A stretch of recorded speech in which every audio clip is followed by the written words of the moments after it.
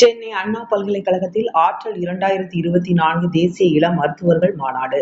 ஆற்றல் 2024 என்ற தலைப்பில் செப்டம்பர் 14, 15 ஆகிய தேதிகளில் தேசிய இளம் மருத்துவர்களுக்கான மாநாட்டினை இந்திய மருத்துவர்கள் சங்கம், தமிழ்நாடு கிளை, இளம் மருத்துவர்கள் கூட்டமைப்பு மற்றும் தமிழ்நாடு மருத்துவர்கள் கூட்டமைப்பு ஆகியவை இணைந்து சென்னை அண்ணா பல்கலைக்கழக நூற்றாண்டு நினைவு நூலக கருத்தரங்க வளாகத்தில் நடத்துகிறது.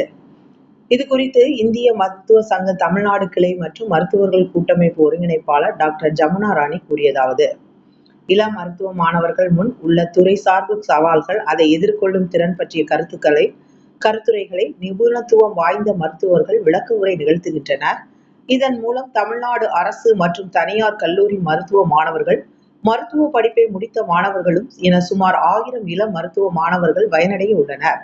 வளர்ந்து வருகின்ற விஞ்ஞான வளர்ச்சிக்கேற்ப நவீன மருத்துவ தொழில்நுட்பம் இருப்பினும் மருத்துவர்கள் மக்களை தேடிச் சென்று நோய் தீர்க்கும் சேவையின் அவசியத்தை உணர வைக்கிறோம். இதன் மூலம் மக்கள் சார்பு மருத்துவம் அனைத்து தரப்பு மக்களுக்கும் சென்றடையும் என்றார். தற்போது பரபரப்பாக பேசப்பட்டு வரும் மகளிர் மீதான பாலியல் சீண்டல்கள் குறித்த கேள்விக்கு பதில் அளிக்கையில், அனைத்து துறைகளிலும் பணியாற்றுகிற மகளிருக்கு பாதுகாப்பு அவசியம் வேண்டும். குறிப்பாக மருத்துவ துறையில் மகளிருக்கென்ற ஆண் சமுதாயத்தினர் மிகுந்த ஒத்துழைப்புடன் பணியாற்றுகின்றனர்.